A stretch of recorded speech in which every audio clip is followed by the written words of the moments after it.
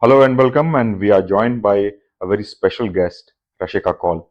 Rashika Kaul has been in corporate communications. She was a journalist, but today she is a certified life coach. She has learned lessons from her own life, but then she formalized it by taking many trainings, and she is a person of many parts. We would like to talk about her journey, her experiences, and how a person can improve his own or her own life by investing some time to themselves. So, without further ado, let's begin talking to Rashika Kaul. Rashika, welcome. Thank you, Keshav. Rashika, I was reading your profile, and in that you have written, when we choose to trust the journey and embrace love and joy, we are free to fly. And I was struck by these words. They're beautiful words, and I know that there is some hidden meaning to that. Can you elaborate on this expression? Just tell me one thing. What is it that you like about it? Why do you find it wonderful? I find these words quite expensive in the sense by reading them you feel that the small space that is within you is expanding. So and you really want to fly. It frees you from many constraints. So that is why it You're was. absolutely right. And I wanted to understand. That's why I asked you what I did. See, joy is our innate nature. We are joy. And we have to get to the point where we feel joy within us for no reason. Hmm? And trust is something we're always trying to control life. Actually, life cannot be controlled, it is so unpredictable. But when you learn to trust and you learn to surrender, you do your best and just let the rest be to the universe, let it go. That's when you can really discover your highest potential and you can actually fly, in the sense you can achieve the impossible, because in reality there is no impossible. Mm. So that's why joy and trust gives you a feeling of expansion, because it is connected to the heart chakra. And the heart is, like, this is here is where, how shall I say, the core of your being is there. So you'll notice that whenever you're relaxed or whenever you feel a lot of love, you flow. So what I was trying to say with this phrase is that flow with life. So when you learn to flow with life and with yourself, you can achieve the impossible. Okay, so you have given a goal and you have articulated that goal very well. So I would like to know that we are all living in a society which prizes intelligence quotient over emotional quotient. Mm. So someone who wants to fly and has been constructed all through his life or her life, Mm. how they move from their IQ to EQ, what journey they have to take, what are the things they have to leave behind, Mm. and what are the things that they have to embrace. So I think it's important to understand what is EQ, right? So EQ is really your ability to understand, perceive, and be able to handle your own emotions and apply it to yourself in your relationships. Use that intelligence on yourself in the relationships. That's really what EQ is. And unfortunately, emotional intelligence is not taught as a life skill in any of our schools to any of our children. And I do feel it should be made compulsory in school instead of having moral science, which really has no relation to life as such. So, since that has not happened, people are just lost today, with all the problems, mounting issues that they are facing in their lives. So, you have to turn inwards and understand that emotional intelligence is not about the mind, it is not about logic, not about rationale at all. It's just about intuition. It's about your feelings. And we all have intuition, very, very intuitive, each one of us. Some of us are just not in touch with it. That's all. We just don't know how to build on it. So when you work on yourself, when you read books on self help, Or when you go for therapy, if you need therapy, or if you need coaching, or if you need counseling, that's when you realize that you have such a inbuilt strong emotional intelligence system, and that's when you realize how to work on it, you see. So that's why a coach is able to help you, because the work of a coach is not to give you any advice, really. It is to take you back to yourself, to help yourself, to help you reach that space in yourself where you realize, oh yes, I had it in me and I can help, actually go ahead and help myself. So yes, in a nutshell. Yeah. So,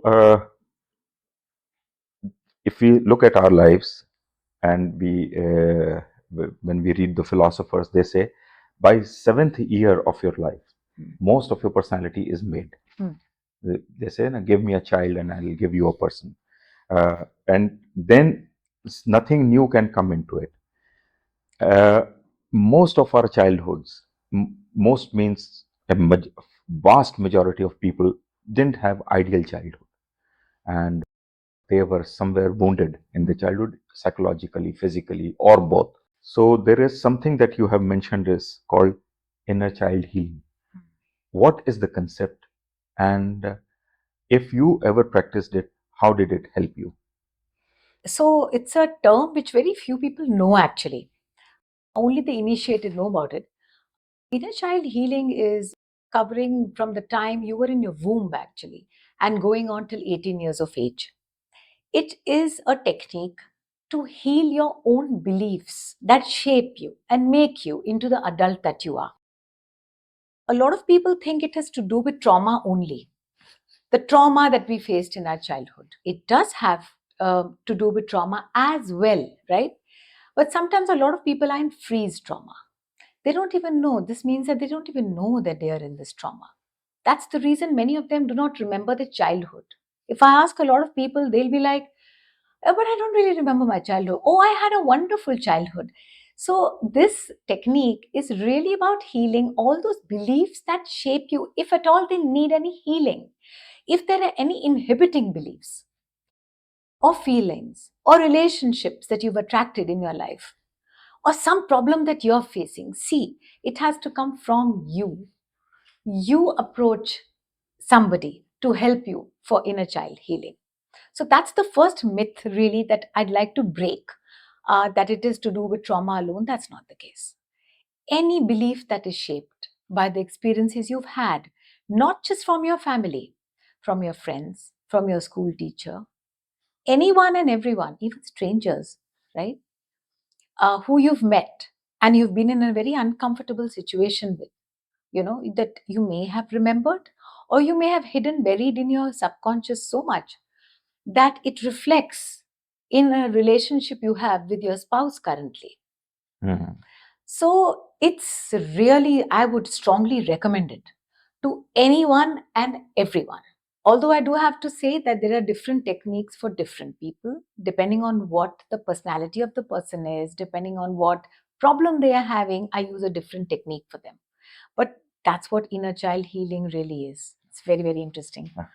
So, if I say that, like taking it from you, that it's necessarily not be a trauma, but there are many other things happening within the family which are having an impact on you, and they shape you in the longer run.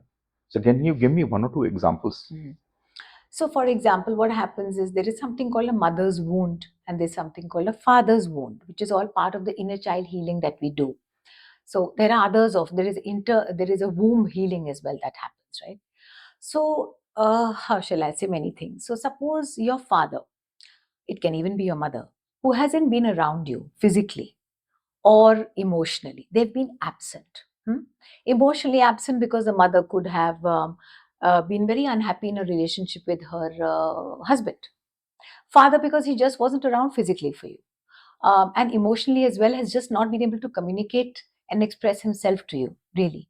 So what happens is you start feeling a sense of safety, and you start understanding love as this is what love really means, that you have to take care of yourself, and that your needs are not important. Your own emotional needs are not important. And then when you start believing like things like this, you start attracting people in your life, relationships in your life, friends, spouses, partners who are emotionally unavailable. Just one example. If you've had a very critical parent, if your mom or your dad has been extremely critical, you've been really trying as a child. What does a child want? A child wants to feel safe. A child wants to feel protected. A child wants to feel loved. They start at saying, oh, this is what love means, really. I have to earn the love. The child actually doesn't need to earn the love, but he learns to earn the love from his parents if he overachieves or if he does something better, because a parent is too critical for because a parent is in trauma himself or herself, right? So that's how you become a very critical person. So oftentimes the loudest noise, the voice that is there, is your own voice in your head, nobody else's voice. And it's all about, at the end of the day, um, dissolving the judgments, you see, because our parents have been so judgmental. And so then you end up being overtly critical of yourself. This is not to blame the parents in any way. The parents did the best that they could do and understand of what life meant to them. They needed help themselves, they didn't get it. And it could even be a school teacher. It could be a school teacher who has been so overtly strict with you that it has left, a permanent mark that you just cannot remove from your psyche. So, numerous examples like this Mhm. come up. Which means because our parents or our environment was filled with people, and people generally are not perfect. Yes. So no one has had a perfect upbringing. No. So beyond a point, everyone needs to have, should go through that Yes, inner child yes, therapy. yes. Strongly recommended. Strongly recommended. If you feel, if you want to lead your highest, best life, you want to attract wonderful relationships, healthy relationships, right? Love that is not need based. Two people coming together because they are fulfilled within, they're complete within. They're not searching for something in the other.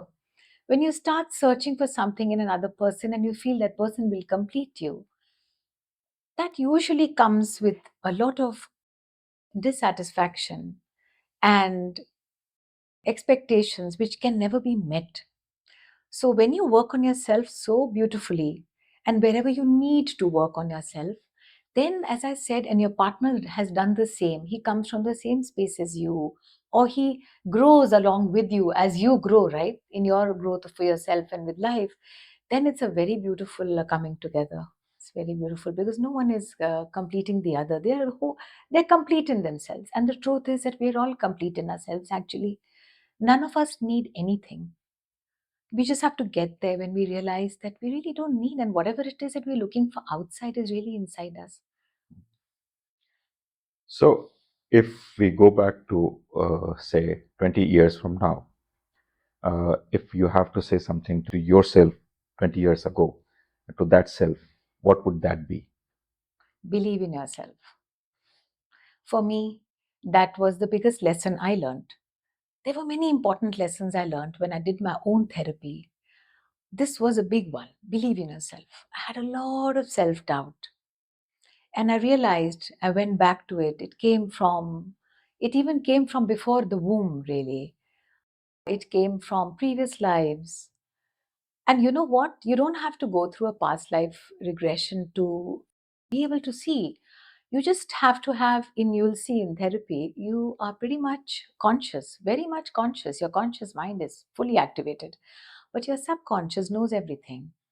Your subconscious will lead you. Your therapist is not leading you. Your coach is not leading you. You are leading yourself. So there's no question of getting astray or getting some wrong information or anything. No, because subconscious is connected to the higher consciousness. So then it knows everything. So it takes you there. So I discovered it was my self belief, and believe in yourself. Don't doubt yourself.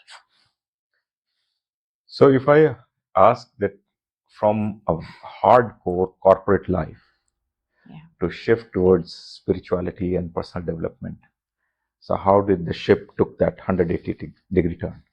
Fortunately, I have to thank Baba, and I have to thank the universe for bringing me to that turning point in my life. Everything just went haywire.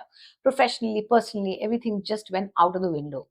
And I thought my life was, I thought it was just out of control. And that's when, my faith came to my rescue, really, and brought me uh, to really work on myself. And I have to say that I was always spiritual from day one. I discovered my interest in my own self. What is spirituality? Spirituality is not something else outside of you. No, no, no. You're being in touch with yourself, your soul, your inner self, your intuition, whatever you want to call it. So I've always been interested in this, is funnily enough from day one. And especially when I was in class 11 and 12, that's when I really started discovering this side of me. And I started writing poetry, and I started feeling very myself very strongly from inside. And so always very interested, I mean, in this. But life takes you in such different directions, you forget to you just get out of touch with yourself. And when that happens, problems happen. And but then, there is a time for everything. I was not ready, I guess, to make that change in my life then 20 years ago. But I was ready now a few years ago. So that's what really happened. I think I just came home to myself. And as I said, my faith in Shirdi Sai Baba is huge. And he just literally held me by the neck and said, "You have to work on yourself. You have to heal yourself, your wounds, your beliefs about yourself. Where are they coming from? Heal them. What is it that you can't do?" So if you think that there is no connection between spirituality and corporate world, you're mistaken. Because spirituality, all it does is it opens you up. Your inner work will open you up, open your mind up in such a way that you can do anything that you want. You can become a pilot. You can go back to the corporate world. You can go bungee jumping. You may have thought that you can never do these things. So I can now do anything I want. I can write a book if I want to. Could I do that 20 years ago? Could I do that 5 years ago, 10 years ago? The answer is no. So, you see the positive thing. So everything is interconnected. You're just developing your inner strength in such a way that whatever it is you want to become an entrepreneur tomorrow, you can do it because your self belief has become really strong now. Mm. You also then took formal coaching in many personal development, and tell me something about that journey. Hmm. So, it started with my own healing. That's how it happened. And parallelly, I have to say, not later, parallelly, I was guided intuitively and through divine guidance that figure out what is it that you really feel passionate about. And Pat came the answer because I've always known I'm passionate about anything to do with my own inner growth and inner self. And the answer just came. And I just knew it that I want to do this. I had options. I looked at, made a list of whole lot of things, and I'd recommend whoever wants to do this, please make a list first. Just journal everything down. And then don't think of money. You see, this time what I did is work for the right reasons. Choose a profession for the right, not out of fear. Don't choose it out of lack. So I chose it out of passion. What is it I love doing? And money follows. Everything follows. So I just came that it is coaching. And then I realized, though I have always been interested in coaching, I realized that if I do a formal training, and I really wanted to, because here is where I wore my journalist hat, because I must know my subject very well. You know how it is in journalism. So this was really important. So I did it. I did a course in NLP, neuro linguistic programming, and then I did with coaching a 1 year program, which that I did, ICF accredited, and then I did metaphor therapy, and then I did Reiki, something that I've always been interested in. I did that. And then radical, at the moment I have done radical 4, I have completed. So I use a little bit of all the techniques in my um, interventions in the healing. Thank you, Rashika. We'll take a short break. We'll come back and continue our journey with Rashika. We'll also be talking about coaching and other aspects of her personal development. So wait for us. We'll be back.